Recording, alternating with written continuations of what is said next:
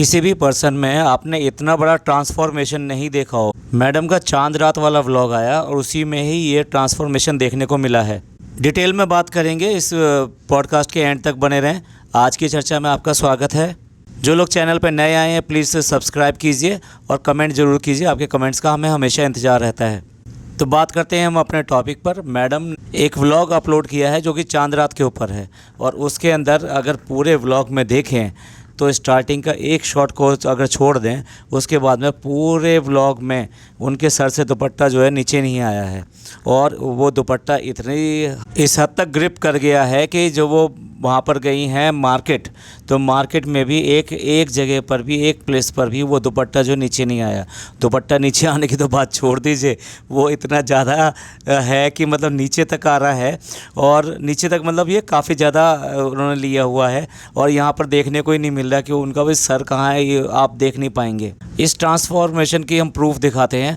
पहली फ़ोटो है दुबई की, जब ये दुबई में मॉल में घूम रही हैं, और दूसरी फ़ोटो है इनकी अपने घर की, जो चांद रात वाला इनका व्लॉग है उसकी। और तीसरी फ़ोटो अगर आप देखेंगे, ये एक फ़िल्म प्रीमियर की फ़ोटो है जो कि रिसेंटली अभी हुआ है, 1-2 दिन पहले ही। अगर इस व्लॉग से पहले की बात करें तो मैडम जो सर पे दुपट्टा ऐसा गायब हो गया था जैसे कि सर से सींग।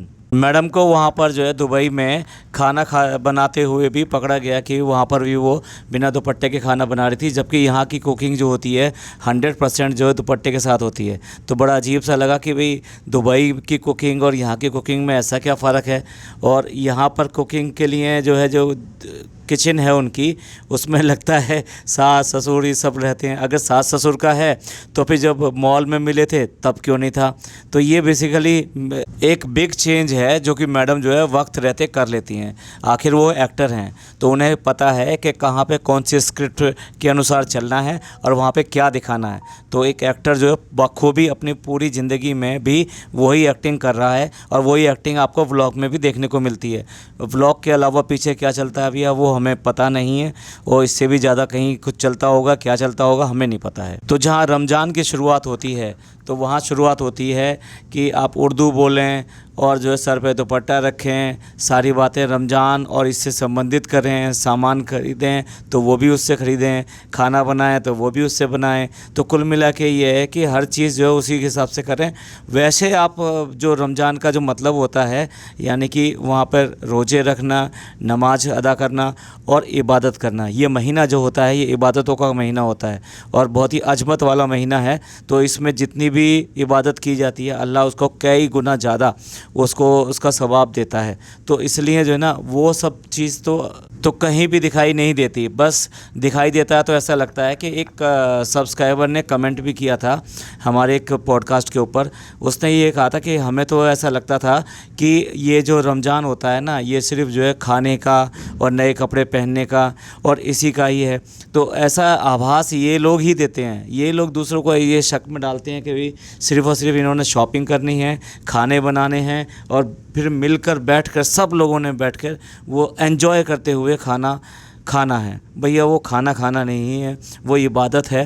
पूरा दिन का रोज़ा रखने के बाद में इफ्तियार करने बैठते हैं, घर के सारे लोग एक साथ बैठते हैं, पर उस सब के मतलब जो है अलग अलग निकल रहे हैं। क्योंकि इन लोगों ने बिल्कुल एक तरह से रमज़ान को प्रोफेशन बना के रख दिया है कि क्या क्या दिखाना है, खाना दिखाना है, ढेर सारी शॉपिंग दिखानी है, और फिर उसके बाद में इफ्तियार और सहरी दिखानी है, और उससे संबंधित प्रिपरेशन जो होती है वो दिखानी है। तो ये हो जाता है रमज़ान का व्लॉग तैयार।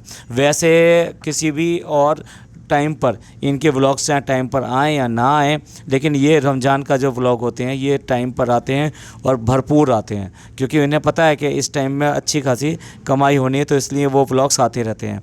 आप रमज़ान रखिए, सब कुछ करिए, इबादत करिए, ज़्यादा से ज़्यादा वक्त इबादत में लगाइए, कैमरा पकड़ने में नहीं।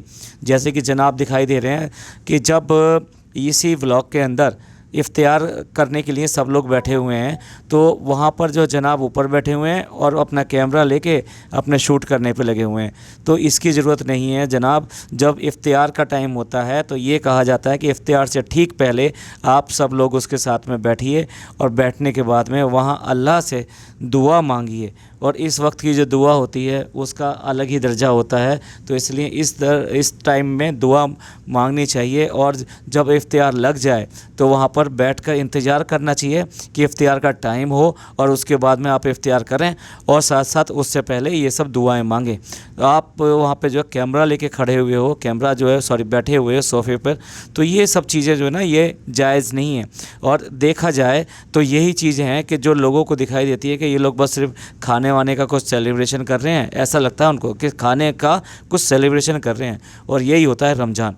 जो लोग नहीं जानते हैं उनको ये बहुत गलत संदेश जाता है और ऐसा नहीं होना चाहिए। जनाब कह रहे हैं कि मैं कुछ शूट नहीं कर पाया क्योंकि पहला रमज़ान का टाइम था, दिन था, और जो बच्चा है यानी बेबी बॉय जो है वो इतना वक्त नहीं देता है, जिसकी वजह से हम जो है वक्त नहीं निकाल पा रहे और अपना व्लॉग जो है शूट नहीं कर पाए। अच्छा, बहुत बढ़िया, बहुत बढ़िया। आप जो है उससे जेहान से फ़ोटो खिंचवा सकते हो, अपने फ़ोटो शूट करवा सकते हो। आपके पास व्लॉग खींचने का टाइम नहीं है।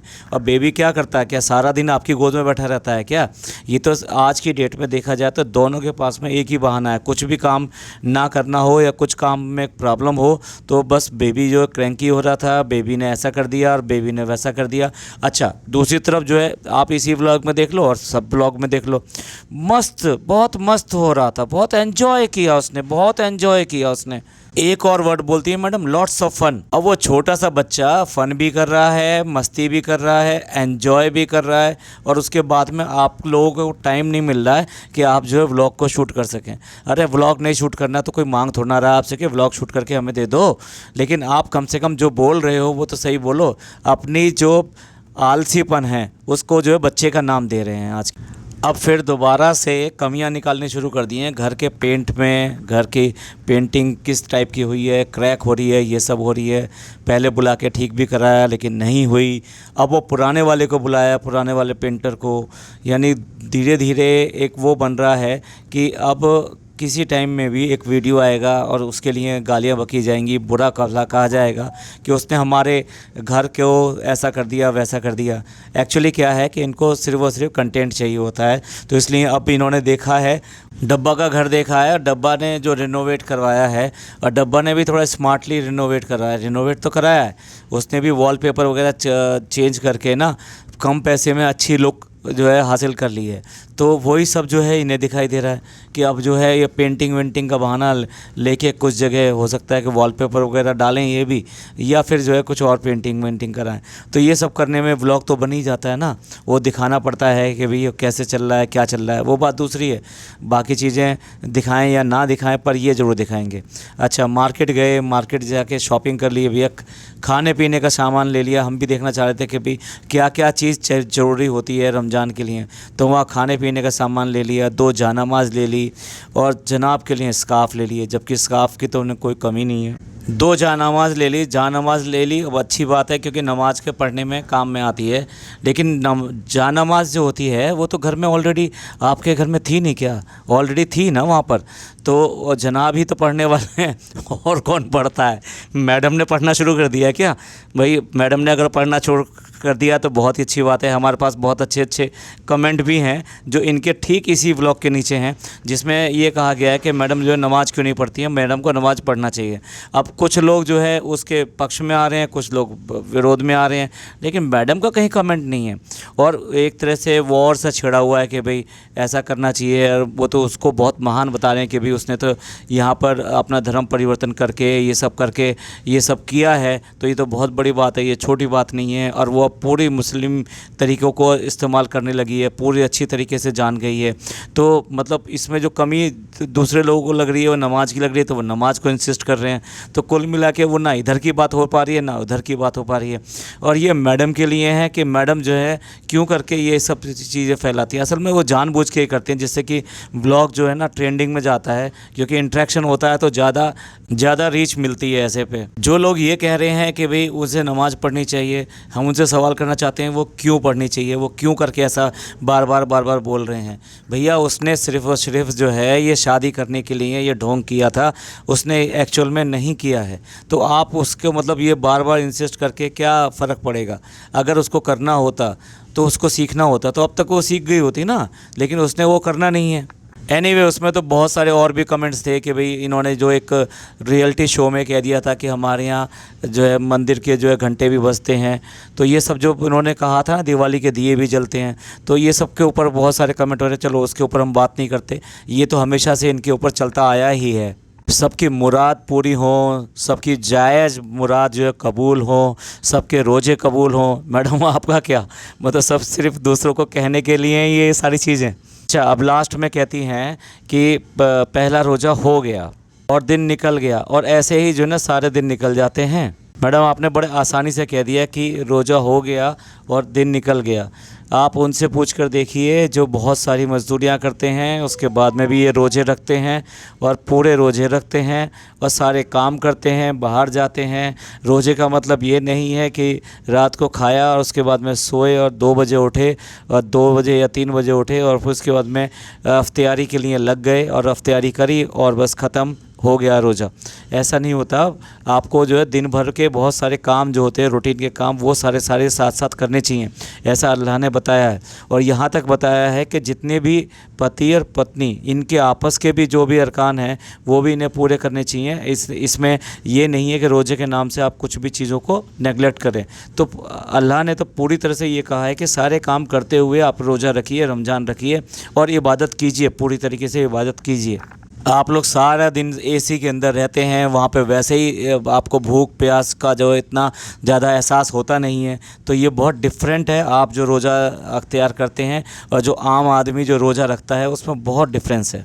तो ये था मैडम का नज़रिया रमज़ान के प्रति, और मिलते हैं अगले पॉडकास्ट में। ये पॉडकास्ट आपको अच्छा लगा हो तो प्लीज़ लाइक कीजिए, सब्सक्राइब कीजिए और शेयर कीजिए। आप हमें इंस्टा पे भी कमेंट कर सकते हैं। थैंक यू, धन्यवाद, शुक्रिया।